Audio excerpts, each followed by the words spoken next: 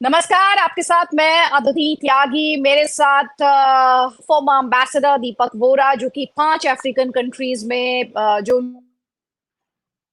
Adviser है, और अपने चुटीले अंदाज के लिए और इन डेप्थ एनालिसिस के लिए उन्हें जाना जाता है। मैं सर की शान में जितनी भी तारीफ करूं उतनी कम पड़ जाएगी, लफ्ज कम पड़ जाएंगे। तो सर, सबसे पहले तो थैंक यू सो मच। आज सच अ बिजी डे है आपके लिए, और इतने बिजी डे पे आपने मुझे टाइम दिया, तो उसके लिए एक तो मैं आपके लिए बहुत बहुत आभारी हूँ सर।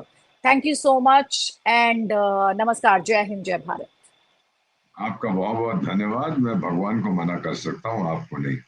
आपने जब आदेश दिया कि आपके शो पर आना है तो मैं हाजिर हो गया। और जहां थैंक यू तक sir.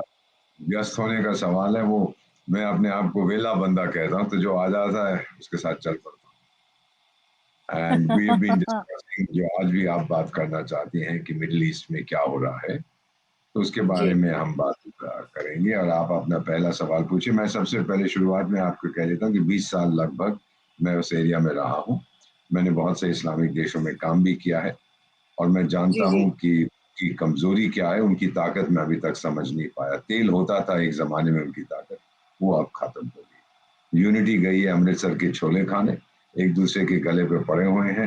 And the reality is कि वहाँ के जो मुल्ला लोग हैं, जो सबसे कट्टर हम्म। होते थे मुल्ला सऊदी अरेबिया एक्सेट्रा, अब वो हम्म। कट्टरपंथी से दूर जा रहे हैं। और एक बचा है हम्म। जो और आगे जा रहा है, जो शिया है, वो है ईरान। और दूसरा है हम्म। आतंकिस्तान, जो 7वीं हम्म। शताब्दी में अपने देश को ले जाना चाहे। वो तो खुलेआम कहते हैं हम रियासत हम्म। मदीना बनाएंगे। उस वक्त इंटरनेट तो था नहीं, ये इस टाइप का कम्युनिकेशन तो था नहीं उस समय। टेलीविजन या मोबाइल फोन थे नहीं, तो फिर कैसे कम्युनिकेट करोगे एक दूसरे से। इतने बड़े देश में ईरान से पूछना चाहता हूँ, आतंकिस्तान से पूछना चाहता हूँ। इसको हम कहते हैं बड़ी आसानी में भेजा फ्राई, या फिर भेजा किसी को दान में दे आए तो बकवास करते रहते हैं। Anyway, go right ahead. तो सर, आपने टॉपिक की शुरुआत तो खुद ही कर दी है, और सीधे तौर पर इसराइल और ईरान के बीच अब इसे जंग ही माना जाए। पहली बात तो एक डिप्लोमेट के तौर पर मैं समझना चाहती हूँ, क्या इसे जंग कहना उचित होगा, या आपको लगता है जैसे भारत और पाकिस्तान के बीच जब कॉन्फ्लिक्ट हुआ तो लोगों ने अलग अलग टर्मिनोलॉजी का इस्तेमाल किया। तो ये जो पूरी लड़ाई है, इसे ये जो क्या इसे जंग कह सकते हैं जो इसराइल और ईरान के बीच हो रहा है? और दूसरा, आपको इसका क्या इम्पैक्ट दिखाई दे रहा है पूरे रीजन में? क्योंकि यहाँ थैंक पे यू। जो इसराइल है वो न्यूक्लियर फैसिलिटीज हिट होने की बात कर रहा है। मुझे याद है मेरे शो में आपने पाकिस्तान में भी जो किनारा हिल्स थे उन्हें लेकर बहुत बड़ा स्टेटमेंट आपने दिया था, वो क्लिप काफी वायरल भी हुई थी। तो यहाँ पर भी न्यूक्लियर फैसिलिटी के हिट होने की बात कही जा रही है। जी, अब मैं बहुत बहुत धन्यवाद। मैं शुरुआत करता हूँ कि इसका क्या असर पड़ेगा पूरे रीजन पर। जीरो असर पड़ेगा पूरे रीजन पर। अब मैं बहुत से विशेषज्ञों को ओ तेल बहुत महंगा हो जाएगा, ये हो जाएगा। ओए, मैं ईरान से तेल लेता नहीं हूँ, बेवकूफ, जाके देख। जब से अमेरिका ने उसके ऊपर प्रतिबंध लगाया, मैं उससे तेल नहीं ले रहा। नहीं जी, स्टेट ऑफ हॉर्मोन्स बंद हो जाएगा, फिर ये हो जाएगा, वो हो जाएगा। पता नहीं कहाँ से ये विकिपीडिया में पढ़ के ये एक्सपर्ट्स हमारे आते हैं और ये बकवास करने लगते हैं। सिचुएशन ये है इन रियलिटी, ईरान तो वैसे भी अपना ज्यादा तेल एक्सपोर्ट नहीं कर रहा, और अगर कोई थोड़ा बहुत जो वो बेचता है अगर बंद कर दिया, तो सऊदी अरेबिया खड़ा हुआ है वहां पर, वो कहेगा मैं ज्यादा पंप करता हूँ। सच्चाई मैं आपको बताता हूँ चार उस रीजन की। पहला हम्म। सवाल, ऑर्गेनाइजेशन ऑफ इस्लामिक कोऑपरेशन के 57 सदस्य हैं, ओआईसी। चौधरी कौन है? पाकिस्तान कहता है जी मैं, मेरे पास अमेरिका के न्यूक्लियर हथियार है, अपने तो उसके पास है नहीं। मेरे पास न्यूक्लियर हथियार है तो मैं चौधरी। टर्की वाला कहता है चुप कर जा, मैं ऑटोमन सुल्तान का सक्सेसर हूँ, मैं हूँ। सऊदी अरब कहता है एक झापड़ मारूंगा, दोनों मस्जिदें तो मेरे पास है, मक्का और मदीना, मैं हूँ। और फिर वो जो बैठा हुआ ईरान, वो कहता है अरे जाओ चुप कर जाओ, देखिए मेरी पास ताकत, मेरी फौज देखिए, मैं हूँ। तो ये चार तो भिड़ रहे हैं कि लीडर कौन है। First reality of that. I go back to the 70s, 75 76 में जब मैं फ्रांस में पोस्टेड था, 76 सोरबोन में पढ़ता था। मुझे याद है कि पीएलओ के चेयरमैन जो यासर अराफात हमारी यूनिवर्सिटी सोरबोन में लेक्चर देने आए थे, मुझे अभी तक याद है। और उन्होंने कहा कि जब तक इसराइल हमारा दुश्मन है हम उससे भिड़ेंगे।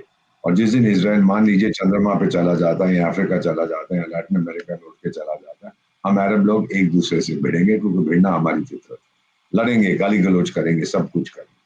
ये दूसरी चीज उनके बारे में is a reality, they will fight each other, रुकेंगे नहीं। कोई यूनिटी किसी प्रकार की नहीं है वहां। नंबर 3, रियलिटी जो इस रीजन की है, इसका इंपॉर्टेंस इज ऑयल। अगर तेल वहां से उठा के मंगल ग्रह को भेज दो तो कोई उसकी परवाह नहीं करे। लेकिन अब जो है ऑयल के ऑल्टरनेटिव्स भी आ रहे हैं, सऊदी अरेबिया भी जानता है, they are all trying to reduce their dependence on oil, के पता है कि ये ज्यादा टाइम नहीं लगेगा। और चौथी सबसे अहम चीज ये है, इजराइल कहता है कि मुझे जीने का अधिकार है, यहूदियों को जीने का अधिकार। अरब देश कहते हैं मान भी लें तुझे जीने का अधिकार, हम तो हम मानते नहीं है, अगर जीने का अधिकार है तो मेरे बीच में तेरे को क्यों डाल। इजराइल कहता है मैं क्या करूं, जब आपके जो उस समय यूरोप दुनिया का मालिक था उसने मुझे ये जगह दे दी, मैं यहाँ आ गया, नहीं तो दर दर भटकते थे यहूदी लोग, भारत में भी बहुत सारे आके बस। तो द रियलिटी इज, मैं 2005 में सूडान में था, जब वहाँ के एक ईरान के राष्ट्रपति थे, आजकल तो शायद जेल में है, महमूद अहमदीनेजाद, पहली बार मैंने सही नाम प्रोनाउंस किया, अहमदीनेजाद। तो उसने कहा, डिनर पे हम बैठे हुए थे, सूडान के राष्ट्रपति ने होस्ट किया था, कि इसराइल को जीने का अधिकार नहीं। व्हाट एरंट नॉनसेंस, जीने का अधिकार नहीं है उसको, क्या यहूदी इंसान नहीं है? Now these four things if you take into consideration, Israel के लिए जो इस समय जंग हो रहा है वो एग्जिस्टेंशियल इशू है। बिन्यामिन नेतन्याहू, बीबी नेतन्याहू, मिला हुआ उनसे, बार बार यही कहते हैं, जब वो एक joint comprehensive plan of action बनाया था जिसको कहते हैं यूएस ईरान न्यूक्लियर डील, जो ट्रंप 1 के टाइम में, बराक ओबामा के टाइम में डिस्कस की थी, नेतन्याहू साहब ने उस वक्त भी कहा था, ये तुम गधों क्या कर रहे हो, अगर ये न्यूक्लियर तुम जो अग्रीमेंट कर रहे हो, ईरान ने न्यूक्लियर बॉम्ब बनाया, ईरान क्यों बना रहा है न्यूक्लियर बॉम्ब? वो न्यूक्लियर बॉम्ब साउथ अफ्रीका को बेचने के लिए नहीं बना रहा है, वो न्यूक्लियर बॉम्ब पेरू को बेचने के लिए नहीं बना रहा है, न्यूक्लियर बॉम्ब बना रहा है मुझे खत्म कर, दैट इज द ऑब्जेक्टिव, मुझे अपनी रक्षा करनी। और वो टोटली अगेंस्ट दैट डील था। इसराइल ने बहुत कोशिश की है, मैं कभी कभी आपको मौका लगे तो ये मैं आपको किताब दिखाता हूँ, मैं पढ़ता रहता हूँ इसको, पढ़ रही हैं आप, rise rise and and kill kill first. First. ये और मेरे आई एक थिंक नेतन्याहू ने इन शब्दों का इस्तेमाल भी किया कि बाइबल कहती है। हाँ, ये इसने एक मास्टरपीस है, written by Israeli friend journalist Ronen Bergman. किस तरह से इसराइल के डीएनए में ये हार्ड वायर्ड है, यानी उठो और उसको मारो उससे पहले कि वो आपको मारे। और उसने पूरा इसमें इतिहास दे रखा है किस तरह से इसराइल ईरानियन साइंटिस्ट को टारगेट करके उड़ाता रहा है, उसकी फैसिलिटीज को खत्म करता रहा है, बहुत कोशिश की है, बॉम्बिंग्स किए हैं, मर्डर्स किए हैं। कुछ साल पहले वो स्टक्सनेट एक इंटरनेट वायरस था जो उसने गुजर दिया था उनकी मशीनों में, 3-4 साल उसका प्रोग्राम पीछे हो गया, अब उसने हमला किया, पिछले साल हमला किया था। ईरान मानने वाला नहीं, उसने आपको कन्विंस कर दिया that I need a nuclear weapon, और ये न्यूक्लियर वेपन मैं इसराइल को बर्बाद करने के लिए यूज करूंगा, मैं खुद बर्बाद हो जाऊं। ये तो मेंटालिटी है ना उन लोगों की। आपका पड़ोसी भी तो है एक आतंकी जिसके पास 2-4 अमरीकी बम पड़े हुए हैं, तो अपने मेरे पास न्यूक्लियर वेपन है। अभी चौधरी तुझे चलाना नहीं आता, न्यूक्लियर वेपन क्या करता है, ये बच्चों का खेल नहीं। सो this is the reality. Now जो इस समय इसराइल ने किया है वो उसने किया है after N intelligence, precise intelligence operation. हमें मजेदार चीज आपको बताता हूँ, एक है आतंकिस्तान का, उसको कहते हैं फूल मार्शल या फील्ड मार्शल या फ्रॉड मार्शल, को है मुल्ला, क्या नाम, मैड मुल्ला मुनीर। तो वो जब हमने ऑपरेशन सिंदूर में ठोका था आतंकिस्तान को, तो उनका प्राइम मिनिस्टर और मैड मुल्ला मुनीर को साथ उसको ले गया और गए तुर्की गए, ईरान गए, और मेरा ख्याल तुर्कमेनिस्तान या ताजिकिस्तान कहीं और गए थे बताने के लिए कि हाँ हम इस्लाम के लिए लड़ रहे हैं, और चुप कर जाए यार, वो लोगों को फर्क नहीं पड़ता तू इस्लाम के लिए लड़ रहा है या नहीं। और in any case the fight was not about Islam, हर चीज में धर्म को मत लाया करो, तो उनको ये भी नहीं पता है। Nobody, South Africa is not interested if you are fighting for Islam. Lebanon जो इस्लामिक समुदाय का समस्या, he is not interested, Sudan is not interested, तो बस वैरी इस्लाम इस्लाम इस्लाम इस्लाम इस्लाम के पीछे लगा रहता है। तो क्या हुआ था कि जो मैड मुल्ला भी गया था उसके साथ, उसने एक घड़ी प्रेजेंट की थी to the head of Iran revolutionary guard या chief of staff. Very nice, smart watch. You know, normally इनके होता brother sister, brother brother brother country sister country पे चुम्मी देते हैं एक दूसरे, फिर गले मिलते हैं 4-5 बार या 3 बार। उसने उसके हाथ में घड़ी भी पहनी, वेरी गुड। घड़ी के अंदर एक जीपीएस ट्रैकर था। अब मुल्ला को पता था नहीं, ये मुझे नहीं मालूम, लेकिन मुल्ला को फिर वॉशिंगटन बुलाया कि बैठ यार, तू परेड देख और तू खा यहाँ पे और गाने सुन और ऐश कर और शॉपिंग कर, ये ले 2-4 लाख डॉलर, जो खरीदना है खरीद यहाँ पर। तो मुल्ला बड़ा खुश वॉशिंगटन में बैठा हुआ है, और इसराइल ने फिर क्या किया, हमला किया। और ये जो स्मार्ट वॉच उसने प्रेजेंट की थी जिसमें जीपीएस ट्रैकर लगा हुआ था, वो हाँ। फिर उसका उसके जरिए they got hold of this child, उड़ा दिया। और बाकी कई लोगों की इतनी प्रिसाइज टारगेटिंग की, मार दिया। अब मुल्ला मुनीर जो है, ये मेरा मानना है, ये जो मैं आपको बता रहा हूं अभी, ये शायद मीडिया में निकलेगा एक दो दिन के बाद जब आपका वीडियो वायरल हो जाएगा, दैट दिस वॉच, अगर ये सही है जो मैं कह रहा हूं, मेरे इजरायली फ्रेंड्स ने बताया, एक से मैंने पूछा था कि सर व्हाट्स द टाइम, और उसने मुझे जवाब दिया, एम्बेसडर वॉच योर वॉच। अब समझ गया ना वो क्या बोलने की कोशिश कर, मैं भी स्मार्ट वॉच बोलता आपको दे दूंगा, अभी तो मैं इसको फेंकने लगा हूँ बाहर, क्या मालूम इसके अंदर किसी ने क्या डाल दिया। उसको उड़ा दिया, फिर उनके जनरल्स को उड़ाया, उनके साइंटिस्ट को उड़ाया, बहुत से लोगों को उन्होंने उड़ाया। मेरा तो अपना मानना है कि ये जो 95 साल का मुल्ला है और सफेद दाढ़ी वाला खमैनी, खुमैनी जो भी है, वो भी खजूर खाने चला गया, 95 साल का हो गया भी बाज नहीं आता, मरने से भी इनकार करे, या फिर इसराइली ने उसको मार दिया, बाद में हाँ। इस बात का ज्यादा पता लगेगा। अली खमैनी। हम्म। तो अब हम्म। ये चीजें अगर आप देख लें किस तरह से इंटेलिजेंस और रॉ पावर का प्रयोग किया, लेकिन नेतान्ज उनका बहुत बड़ा एक न्यूक्लियर फैसिलिटी, मैं गया हुआ वहां पर, जी सबसे जी। बड़ी एक है फोर्दो, और जो हम्म। फोर्डो है वो पहाड़ के अंदर है और कई मंजिल नीचे है, उसको तोड़ना बड़ा हम्म। मुश्किल है।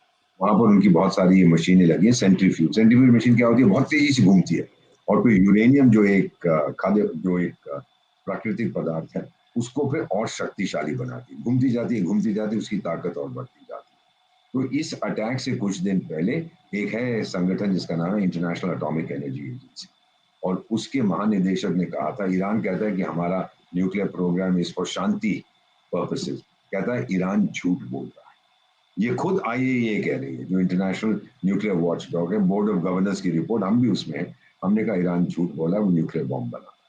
अब फिर ये रिपोर्ट आई, फिर जो है वो डोनाल्ड ट्रंप साहब ने कहा था 60 दिन की मोहलत मैंने दी थी ईरान को कि टाइगर एक न्यूक्लियर डील हम्म। साइन करो नहीं तो ठोकूंगा, और 61वें दिन पे इसराइल ने ठोका। तो आईएए की हम्म। रिपोर्ट आई, डोनाल्ड ट्रंप की वार्निंग थी, इसराइल की अपनी इंटेलिजेंस थी। इसराइल ने, आपको याद होगा, जो ईरानियन कहते थे सो कॉल्ड एम्बेसी इन दमेस्कस, वैसे तो वो एक सब international Islamic revolutionary guard core का हेडक्वार्टर था, वहां पे ठोका था पिछले साल सितंबर में, बहुत से लोगों को मार दिया। तो बार बार they have been trying to decimate Iran nuclear program. क्या उसको खत्म कर सकेंगे? नहीं, क्योंकि ईरान जो भी है उसकी जिंदगी का मकसद भूखा वो नहीं था, एक वो भुट्टे वाला होता था पाकिस्तान का लीडर, आतंकिस्तान का भुट्टे वाला ही था ना उसका नाम, भुट्टा या भुट्टो या भुट्टी ऐसे ही कुछ उसका नाम था। वो भी यही कहा करता था कि हम घास खाएंगे लेकिन हम बम बनाएंगे। बम तो बनाया नहीं, अमेरिका ने दान में दे दिया, तो रशिया तो बहुत भागड़ा भागड़ा करता। This is Iran obsession, obsessive compulsive disorder. और इसराइल को मालूम है जिस दिन इन्हें ये बम मिला, मैं खत्म हम्म। होगा। अब वाइडर कॉन्फ्लिक्ट होगा, ओए बल्ले सर बल्ले सर सर दुश्मन। Sir sir, sorry I am interrupting you. आपने एक बहुत इंटरेस्टिंग बोलिए। ऑब्जर्वेशन दी थी, एक कमेंट किया था, मैंने उस समय रोका नहीं क्योंकि you were going in with the flow. ये अभी आपने जो mullah Munir, to use your words, mad mullah Munir, ये जो वॉच है, पिंजरे वाली मुनरिया, अच्छा पिंजरे वाली मुनरिया जो आप कह रहे हैं, ये जो मुसाफिर वॉच, मोहलिया रे पिंजरे वाली मुनिया, बोलिए। तो ये जो वॉच का स्टोरी है, हाँ, ये इफ I'm just मतलब मैं 007 बनने की कोशिश नहीं कर रही हूँ, लेकिन किसी अगर ने मैं इसको इसे, किसी ने कंफर्म नहीं किया। मेरे अपने नेटवर्क पर, जो हमारे लोग का इनफॉर्मल नेटवर्क है, मुझे ये बताया और ये गया। एंड दिस पाकिस्तान कर रहा है for United states of America, because Israel को तो दे डोंट रिकॉग्नाइज। दिखाऊ है, खाने को तो है नहीं उसके पास, आप उसकी झोली में 10 रुपए डाल दो, वो तो आपके गुण गाएगा। आप करिए ना तो वो बोलेगा, अरे अल्लाह अल्लाह, देखिए इस बेटी का ध्यान रखना, इसने मुझे 10 रुपए दिए हैं। वो तो उसकी औकात है, उसका कमी नहीं। तो ये जो मेरा मानना है, जो मेरे फ्रेंड्स ने बताया, अगेन इसकी पुष्टि होती है नहीं होती है, या तो मुझे मार देंगे कि झूठ बोल रहा है, या फिर कुछ ना कुछ चलता रहेगा। ये इजरायलीज ने किया था, आपको याद होगा पिछले साल सितंबर में, वो जो मुल्ला इस्माइल हनीय या नसरुल्ला या जो भी था वहाँ हमास का, उसने अपने लोगों से कहा कि भाई मोबाइल फोन मत यूज करो क्योंकि इसराइल सुनता है सब कुछ, तो वो पेजर्स यूज पेजो। करो और रेडियोस। और वो रेडियो ऑन करते थे, बूम चले गए वो भी अपनी हुरों के पास। इसराइल ने वो भी किया था, कैपेबिलिटी है कोई, इसमें मैं हैरान नहीं होऊंगा अगर उन्होंने ये कर दिया है। और ये जो घड़ी जो खास उसको दी थी, इससे मुझे वो एक गाना याद आता है यार, मुझे याद नहीं कौन सी बॉलीवुड फिल्म थी, मुझे तो बहुत पसंद है। तो उसमें ये गाना सुन है, पर्दा नशी आज यहाँ तो हम नहीं आए, पर्दा नहीं, हम चांद से तेरे घर का पता पूछ लेंगे, हम कोई अपना भेष बदल के, हम कोई चाल चल के तुझी से तेरे घर का पता पूछ लेंगे। ये गाना था फिल्मों का। मैं यहाँ तू कहाँ, ढूंढ लिया उसको, पता लग गया वो कहाँ पर है, तो उसी से उसके घर का पता पूछ के उड़ा। Ma'am, how do you explain the fact precise targeting में कि मैं एक बिल्डिंग में रहता हूँ, मेरा अपार्टमेंट उड़ा दिया, साथ वाले अपार्टमेंट को एक खरोच तक नहीं आया, क्या मतलब है इसका? Precise intelligence based operation, but objective, अगर आप चाहते हो कि ईरान का न्यूक्लियर प्रोग्राम ध्वस्त करना है, वो नहीं। They will be back in a month, 2 months, 3 months, या फिर आप लंबा लड़िए। अब इसका असर क्या होगा हमारे रीजन पर? और ये मिड ईस्ट में आग लग जाएगी। अच्छा टाइगर, कौन लड़ेगा ईरान की तरफ? सऊदी अरेबिया, यूएई, बहरीन, कौन लड़ेगा? सूडान, कौन लड़ेगा उसके लिए? रशिया अपने फोर्सेस भेजेगा? चीन टिंग टोंग पिंग पोंग डिंगलिंग जिसकी अपनी गद्दी जाने वाली, वो भेजेगा? कौन लड़ेगा उसके लिए? अकेला है वो, एक नहीं। हाँ, स्टेटमेंट देंगे, ये बड़ा खराब हुआ, नहीं होना चाहिए था, वो नहीं होना। भारत में भी स्टेटमेंट है, ओ जी हम जा रहे हैं लड़ने के लिए, जाओ ना, कौन रोक रहा है आपको? टिकट खरीदो और जाओ वहां पर। और फिर इसराइल अगर आपको, आपकी आजकल तो 72 भी नहीं, आज सुना 32 उड़े मिलती हैं क्योंकि बाकी बहुत बिजी हैं, तो वहां पे अगर वो चला गया, what are you going to achieve? Basic question ये है। कोई नहीं उसका साथ देगा। इसराइल का साथ कौन देगा? बहुत से लोग। बेटा सुनिए जो मैं कह रहा हूँ, मुझे मालूम है कि आपका शो बहुत पॉपुलर है एंड थैंक यू। लोग सुनते हैं, एंड आई से this very clearly and openly. जिस दिन हमास ने हमला किया था इसराइल पर, आपको याद है, उस दिन मैं यहूदी था मैम। और आपको ये भी याद होगा, ये बुढ़ा खमेनी जो बोल रहा था, भाषण दे रहा था, इस्लामी समुदाय पर देखिए कितने अत्याचार हो रहे हैं, देखिए गाजा में हो रहा है और कश्मीर में हो रहा है। अबे तेरे को पता भी है कश्मीर कहाँ पे है? बोलने की क्या जरूरत है? सठियाना नब्या गया है, सठियानी गया, 95 साल का, दिमाग बुद्धि तो है नहीं उसकी। तो कश्मीर में भी ये हो रहा है। Who told you to say that? पर एक तरफ से हमें कहता है वो ब्रदर ब्रदर सिस्टर करता है मेरे साथ, दूसरी तरफ से तो ये कहने की शुरू कर देता। मैंने अभी कुछ नहीं कहा। प्राइम मिनिस्टर से जब बात की बेंजामिन नेतन्याहू, ये हमारी मैच्योर डिप्लोमेसी है। क्या कहा था बेटा हमने? प्राइम मिनिस्टर से भाई अब डिप्लोमेसी और डायलॉग के थ्रू करिए, नहीं तो ये डिस्टेबलाइजेशन जो हो रहा है ये ठीक नहीं। वही चीज उन्होंने पुतिन से भी कही थी, ये युद्ध का जमाना नहीं। वही चीज ये नेतन्याहू से उन्होंने ऑफिशियली कही है। बीच में जो कुछ प्राइवेटली बात होती है वो तो हमें कभी पता नहीं लगी। लेकिन मेरा मानना है आज भारत में, forget about the people who are hardcore Islamists, 100 लोगों से बात करेंगे, 99 आपसे कहेंगे इसराइल ने बहुत अच्छा किया। यहूदियों को अधिकार है जीने का, वो भी तो इंसान है। श्री हिटलर ने जो उनके साथ किया था, हम लोग कैसे उसको भूल सकते? So this is the basic issue for Israel. It's an issue of survival. For Iran, it's an issue of domination. कि मैं चौधरी इस्लामिक समुदाय का, मेरे सामने झुक के कहो जी हजूर, बोलो क्या करना है, वो कोई नहीं करता। Now if that is the reality, middle east में कोई नहीं कूदेगा उस जंग में। वो जी स्ट्रेट्स ऑफ हॉर्मुज बंद हो जाएगा, ये हो जाएगा। अच्छा वो होते थे ना, एक चीज आपको बताता हूँ, आप जी लोग जी। समझ पाएंगे, लोग जो प्रोग्राम देखे। श्री व्लादिमीर पुतिन साहब ने क्यों हमला किया यूक्रेन? एक वन इशू उसने कहा अमरीकियों से, तू तो बहुत दूर बैठा हुआ है मुझसे अमेरिका, तो तू नेटो को मेरे द्वार पे क्यों लाना चाहता? यूक्रेन के साथ जॉर्जिया को लाने की कोशिश की थी 2008 में, मैंने ठोक पीट के सब खत्म कर दिया। इसको लाएगा तो मैं ठोकूंगा। नहीं माना अमेरिका, उसने ठोक। उसने ये इसलिए किया कि मैं नेटो को अपने द्वार पर नहीं चाहता। अब ईरान और इसराइल की दूरी 2000 किलोमीटर की है। तो इसराइल उससे कह रहे, देख टाइगर तू तो बहुत दूर है, मुझे डर नहीं है, पर तू अपने चमचे मेरे बॉर्डर पे क्यों डरा है? हमास, हूती, हिजबुल्ला, उनको ठोक दिया। जहां तक हमास है goodbye, nice knowing you. जहां तक हिजबुल्ला है बाय बाय, हुरों के पास जाओ। और हूती फूती कुछ कम करते रहते हैं। अब तो अमेरिका ने हूथियों के साथ एक अग्रीमेंट कर लिया है कि भाई जितने मर्जी पानी के जहाजों को मारना मारो, मेरे जहाज को हाथ लगाया तो बहुत। उसने अपनी प्राइवेट डील कर लिया हूथियों के साथ, पैसे वैसे दे दिए, कुछ और दे दिया, खरीद लिया हम लोग। तो if that is the case, Israel कह रहा है मेरे द्वार तक तू नहीं आ सकता, नहीं माना ईरान, अपने आप बहुत चौधरी समझता रहे, क्या हो जाएगा ये हो जाएगा। और फिर उसने जहाज अपने 4000 किलोमीटर, 2000 जाना 2000 आना, मिड एयर रिफ्यूलिंग। किसकी एयर स्पेस से गए थे पता है आपको? इराक की, सऊदी अरेबिया और जॉर्डन। और वो देश हैं जो हो इस्लामिक इस्लामिक इस्लामिक, किसी ने कुछ नहीं बोला जब यहूदी जहाज वहां से गया, क्योंकि वो भी चाहते हैं कि इजराइल, ईरान की ताकत नष्ट हो जाएगी। ईरान उनके लिए भी खतरा है। Do follow what I am saying? जब सऊदी अरेबिया में मस्जिद पे कुछ साल पहले मक्का में हमला हुआ था, ईरानियंस बने। कई बार ईरानियन पिलग्रिम्स वहां जाते हैं, वो दंगा करते हैं। So Saudis don't like them at all and they don't like Saudi Arabia. कहते तू तो वेस्टर्न जो है पावर्स को वहां रखा हुआ है, तूने अमेरिका का बेस बना रखा है, तो तुम तो इस्लामिक है। क्यों भाई? Why should Islam by definition be anti western? क्यों? कहाँ लिखा है? कुरान में लिखा है कि तेरी अमेरिका से दुश्मनी होनी चाहिए? मैंने तो नहीं पढ़ा। अमेरिका तो था भी नहीं जब कुरान लिखी गई थी, हदीस लिखी गई थी। तो these are the issues ma'am जो हम सवाल पूछते हैं। And finally let me just put it to you like this, जो इजराइल ने किया है, किसी ने उसकी स्ट्रॉन्ग आलोचना नहीं की। यहाँ तक कि चीन ने कहा नहीं नहीं, ईरान की टेरिटोरियल इंटेग्रिटी का ध्यान रखो, कि सॉवरेंटी को मत वायलेट करो। क्यों ना करो? सॉवरेंटी का मतलब क्या होता है? कि उसने हमले किए हैं कि नहीं इसराइल को? हमास ने हमला किया है कि नहीं? उस वक्त तो तुम बड़े चुप थे मुंह में, अब तेरे में जान आ गई है बोलने के लिए। और मेरा ख्याल कुछ ही महीने पहले बहुत बड़ा, अप्रैल में शायद बहुत बड़ा धमाका हुआ था कहीं ईरान में किसी पोर्ट के ऊपर। वहां चाइनीज मिसाइल्स आई, बहुत बड़ा इन लोगों ने इंटेलिजेंस ऑपरेशन करके धमाका किया। तो इसराइल माफ नहीं करेगा। इसराइल जानता है कि उसके जिंदा रहने को ये बड़ा खतरा। So these are the issues to look eight.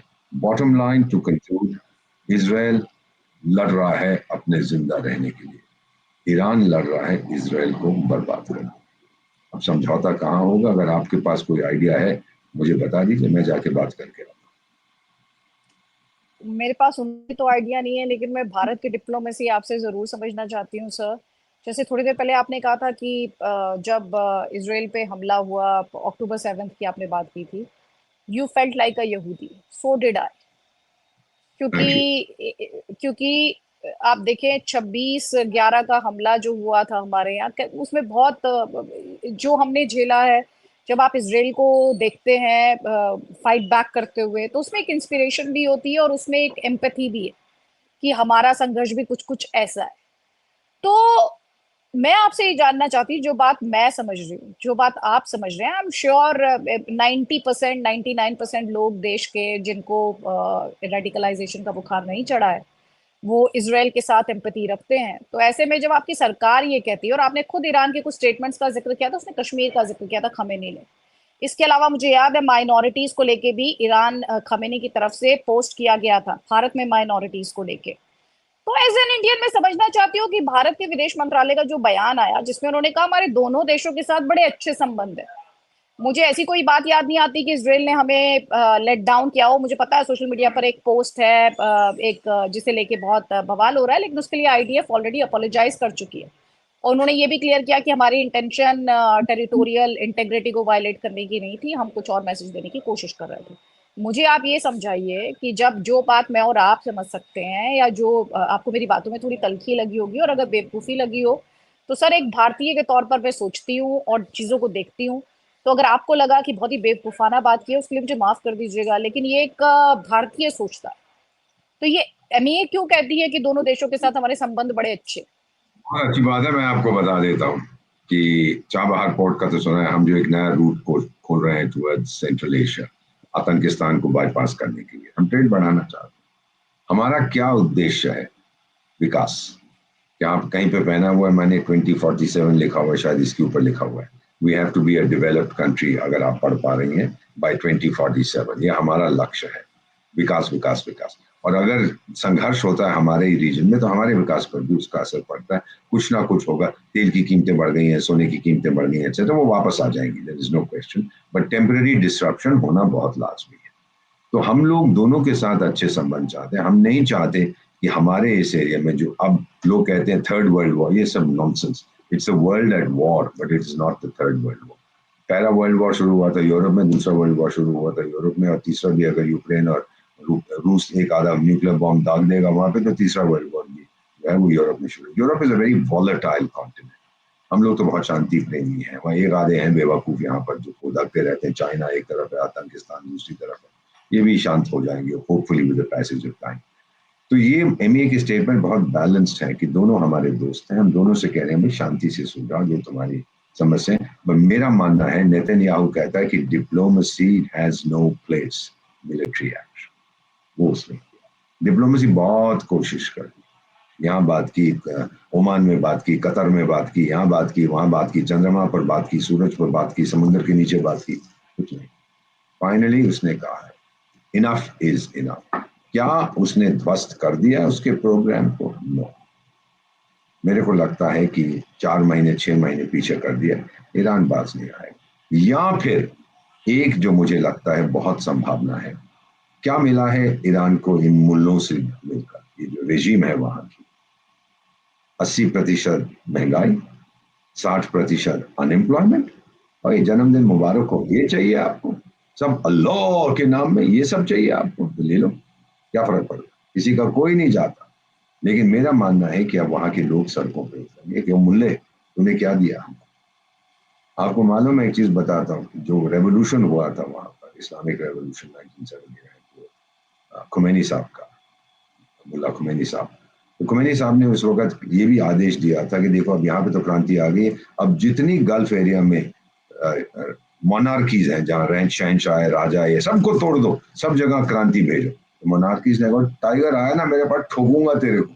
वो मोनार्कीज हैं तो हैं तो हैं, आप कौन होते हो अपनी रेवोल्यूशन एक्सपोर्ट करने वाले? तो उसमें घमंड था कि हम यहाँ जीत गए। तो पहला तो इन लोगों ने उसका जो है, दे डिड नॉट एक्सेप्ट कि ईरान की पोजीशन क्या है।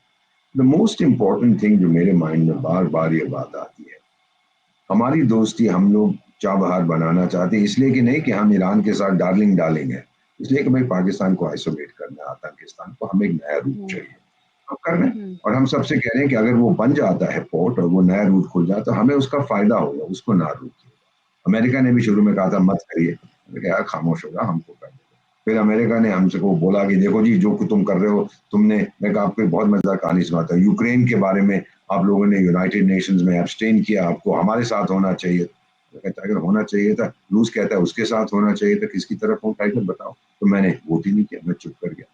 मजेदार चीज बताओ, यूरोपियन यूनियन को हमने कहा था भाई ये पहलगाम, ये चाइना ने जब गालवान पे हमला किया था हम पर, तो हमने बताया, उनको ब्रीफिंग दी थी, मुझे मालूम है, और ये किया वो किया। तो वो उनका जो प्रेसिडेंट उस समय थी यूरोपियन कमीशन का, आदमी था औरत है मुझे याद नहीं, कहते हैं कि देखो जी हमारे रिलेशनशिप बड़े कॉम्प्लेक्स हैं चाइना के साथ, यूरोप के, और फिर हमको सोच समझ के कदम रखने हैं और कोई शांतिपूर्वक तरीका देना। तो हमने कहा ये तो बात अच्छी है आपकी, ये शांति का तरीका दो। फिर जब हमने यूक्रेन में एब्सटेन किया 2021 में, तो एक यूरोपियन यूनियन के और महत्वपूर्ण देश ने हमें झाड़ लगाई कि तुम्हें शर्म नहीं आती, तुम एब्सटेन कर रहे हो, इतनी इंपॉर्टेंट चीज है। तो हमने कहा टाइगर यार गालवान भी हमारे लिए बड़ा इंपॉर्टेंट था, आपने क्या स्टेटमेंट इशू किया था गालवान पर? अच्छा हमने हमने हमने अच्छा चलो जी, बड़ा अच्छा लगा आपसे बात करके, ही हैड नथिंग टू से। ऐसे दोगले लोग हैं ये, ऐसे, what is the word, Hippocrates हैं ये लोग। जब उन पे आती है तो सारी, हमारे विदेश मंत्री क्या कहते हैं, यूरोप कहते हैं कि मेरी समस्याएं दुनिया की हैं, दुनिया की समस्याएं मेरी समस्याएं। यार घमंड को छोड़ो। आप कभी बेटा मेरे अपार्टमेंट में आएंगे, मैं देश की राजधानी में रहता हूँ, बाहर एक साइन लगा हुआ है, ईगो/एंगर फ्री जोन। अपना घमंड घर के बाहर छोड़ के आए। यूरोप नहीं भूल पाता। एक कहावत थी ना एक टाइम पे, the sun never sets on the British empire, कि ब्रिटिश साम्राज्य पे सूरज कभी डूबता नहीं है। वो इसलिए कि भगवान भी भरोसा नहीं करता ना गोरे पे अंधेरे में, अंधेरे में तो गोरा कुछ भी कर सकता है, गोरा केवल हमेशा वहां पे रोशनी होनी चाहिए। So this is the reality. Bharat अब अपनी policy follow, to answer your question, हमने ये कहा वो करेंगे जो हमारे हक में, हमारे हित में जो है, हम वही करेंगे। हमारे संबंध ईरान के साथ ठीक, अच्छा वो कश्मीर के बारे में कहता रहता है, बट हमारे लिए एक इशू कभी नहीं होती। कुछ ऐसे छोटे मोटे देश हैं या बड़े देश हैं जिनको ये समझ नहीं आता। देखो अगर आपने रूस को गाली नहीं दी तो मैं आपको तेल, आपसे तेल नहीं खरीदूंगा, आपको वीजा नहीं दूंगा, तो मत दे। हमारी कंपार्टमेंट होते हैं, वीजा का अलग है, ऑयल का अलग है, ट्रेड का अलग है, पॉलिटिकल रिलेशनशिप का अलग है।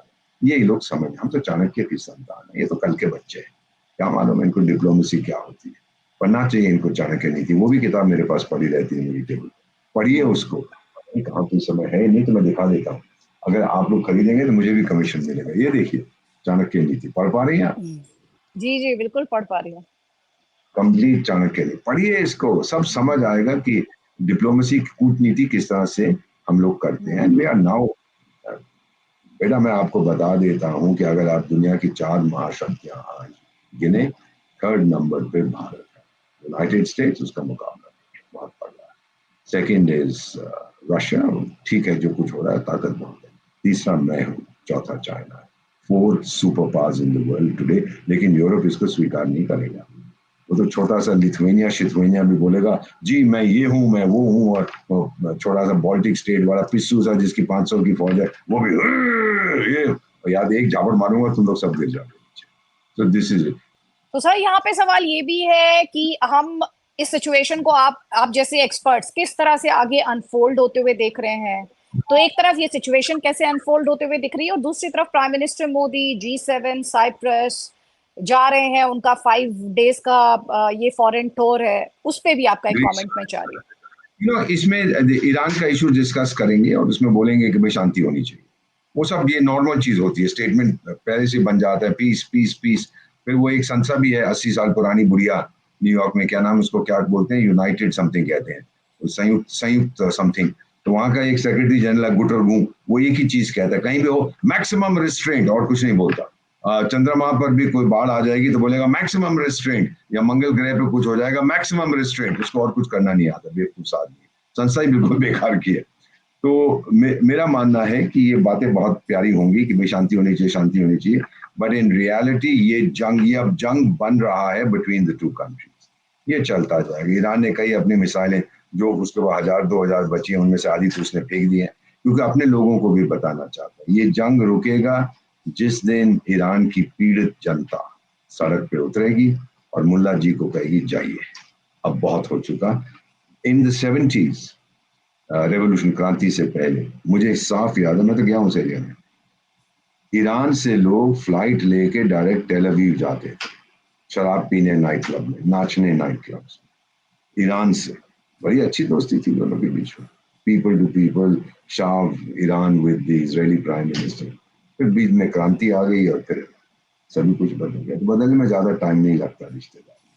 सो माई फीलिंग इज कि ये जंग चलेगा, इसीलिए तो इजरायली प्राइम मिनिस्टर अपने लोगों से कहा भी घर में खाद्य पदार्थ और सामग्री बन के भर के रखिए, क्योंकि ये काफी देर तक चलेगा, ये चलेगा। अंत इसका क्या होगा, अमेरिका का समर्थन लेके वो भारी भारी जो बॉम्ब उसके पास हैं, जो और किसी के पास नहीं है, वो फोर्डो जो उसकी न्यूक्लियर फैसिलिटी है सबसे महत्वपूर्ण है, नेतांज तो सबसे बड़ी थी, ये सबसे महत्वपूर्ण है जहाँ यूरेनियम एनरिच कर रहा है, उसको बर्बाद कर। और ईरान को वो बहुत डर लग रहा है। ये सिचुएशन है। ईरान की न्यूक्लियर फैसिलिटी को, न्यूक्लियर पॉसिबिलिटी को खत्म कर दो, शांति अपने आप आएगी, नहीं तो वहां पर शांति नहीं आएगी।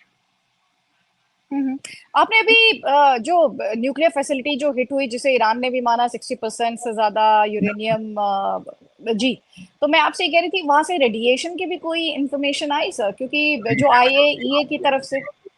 हाँ, आईए ने तो पहले रिपोर्ट में कहा था कि ये झूठ बोलते हैं और ये एनरिच कर रहे हैं और सब नॉनसेंस है कि पीसफुल। उन्होंने कहा है कि radio activity and chemical radiation, उसके लीक होने की संभावना, उसके लीक होने का हमें पता लगा, ये बताया। बस मैं क्लोजिंग कमेंट आपका चाह रही हूँ, मुझे पता है आपको एक और एंगेजमेंट के लिए जाना है। मैं जो प्राइम मिनिस्टर को लेके सवाल पूछ रही थी, G7 में प्राइम मिनिस्टर का जाना बहुत ड्रामा उसके इर्द गिर्द हुआ, और उससे पहले साइप्रस जाना। अगर हम जाएं या ना जाएं, यू टेक अ बैलेंस। जाने से मुझे क्या नुकसान है, ना जाने से मुझे क्या नुकसान। जाने से बाकी भी उसके लीडर हैं, मैं उनसे बात करूं, उन्होंने मुझे बुलाया, मैंने तो नहीं कहा कि मुझे इनविटेशन दे दो नहीं तो मैं मर जाऊंगा। बुलाया, मैं बाकी सबसे बात करूंगा, सिर्फ होस्ट से तो बात नहीं करता। कई जो बाकी लीडर्स हैं उनसे बातचीत करेंगे, वही डिस्कस ये करेंगे वो करेंगे। अमेरिका भी होगा वहां पर, फ्रांस भी होगा, ब्रिटेन भी होगा, जर्मनी भी होगा, जापान भी होगा, ये हमारे मित्र हैं, बातचीत करेंगे। नहीं जाता हूं तो फिर मौका नहीं मिलता हमको उनसे डायरेक्टली बातचीत करने। So there is a balance in everything. Drama तो होता है, पॉलिटिकल ड्रामा देश के अंदर। यू थिंक जिन देशों में मैं विशेष सलाहकार हूँ, रिपब्लिक ऑफ गिनी बिसाऊ, उसको फर्क पड़ता है पीएम G7 के लिए जाए या ना जाए भारत के प्रधानमंत्री? उसको तो पता भी नहीं G7 क्या होता है। आपको क्या ख्याल है, साउथ सुडान को फर्क पड़ता? नहीं फर्क पड़ता। So this is something that we take into account. और फिर वो ग्रीस जा रहे हैं क्योंकि वो तुर्किया का जो क्या ना आधा दरबान, अर्ध दरबान, ऐसे कुछ नाम है, वो बहुत खुदा कर ग्रीस के साथ उसकी संबंध ठीक नहीं साइप्रस। है। दो साइप्रस का भी संबंध बहुत खराब है तुर्की के साथ। तो ये अगर तुम खेल खेलना चाहते हो पाकिस्तान के साथ तो भाई ठीक है भाई, वो अंग्रेजी की क्या कहावत है, टेक्स टू टू टैंगो, तो फिर टैंगो हम लोग दोनों करेंगे मिलके। और अब मेरा मानना है कि अब वो भी खामोश हो जाए। उसने भी ज्यादा फुदका नहीं है ईरान के समर्थन में, क्योंकि उसकी भी तो दुश्मनी है ईरान के साथ। You understand what I am saying? और जी जी अब जो बागराम एयरबेस बना दिया है, सुन लीजिए मैं क्या बोल रहा हूँ, ईरान अमेरिकन वापस चले गए थे अफगानिस्तान में, और मुल्ला मुनीर को उन्होंने बुला के खूब खाना पीना अच्छा खिलाया, पैसे वैसे भी दिए शॉपिंग के लिए। वो इसलिए कि through Pakistan and through Afghanistan America ठोकेगा ईरान को। Okay, through Afghanistan. अरे अफगान के साथ तो अफगानिस्तान तालिबान के संबंध तो ईरान के साथ बहुत खराब है भाई। सुन्नी शिया, तू कमीना, तू चोर, तू डाकू, वो सब कुछ चलता रहता है। तूने मेरे लोग मार दिए, मैंने तेरे लोग मार दिए। कॉमन दुश्मन इन दोनों का ईरान है। अब वो पिछले साल जनवरी में पाकिस्तान और ईरान एक दूसरे पर मिसाइलें फेंक रहे थे, फिर वो ईरान का भूतपूर्व जो प्रेसिडेंट था वो पाकिस्तान गया, यार ये क्या हो रहा है, darling darling, brother brother, sister sister, Islamic Islamic, ठंडे हो गए। वो वापस गया ईरान, फिर से मिसाइलें फेंकनी शुरू कर दी। तो ये फॉल्ट लाइंस इनकी बड़ी तगड़ी है। International relations can never be built, सुन लीजिए मैं क्या बोल रहा हूँ, can never be built on the basis of religion. ये कब इन बेवकूफों को समझ आएगा? I give up. आए तो ना आए ईरान तो की फर्क। इस्लामिक सिविलाइजेशन की बात करता है, आपको लगता है वो एक सिर्फ इस्लामिक थोड़ी सिविलाइजेशन, लेबनान की क्या civilisation in common with Iran? Burkina Faso की क्या civilisation in common with Iran? क्या इस्लामिक सिविलाइजेशन? हमने देखी है ईरान की हकीकत, लेकिन दिल के खुश रखने को गालिब ये ख्याल अच्छा है। समझ रही है मैं क्या बोल रहा हूँ? कितने इस्लामिक? 57। जाइएगा, सम वेरी लिबरल। क्या इन कॉमन है उनका with the great Islamic civilize? तुर्की का क्या इन कॉमन है इनके साथ? अजरबैजान का क्या इन कॉमन है? वो तो सोवियत संघ के टाइम में खूब शराब पीते थे, ऐश करते, डांस करते थे। These are issues. And Islamic civilise Shah के टाइम में नहीं थी। शाह ईरान के टाइम में कौन सी थी? वो क्रिश्चियन सिविलाइजेशन थी। कहने की लोगों को बेवकूफ बनाने।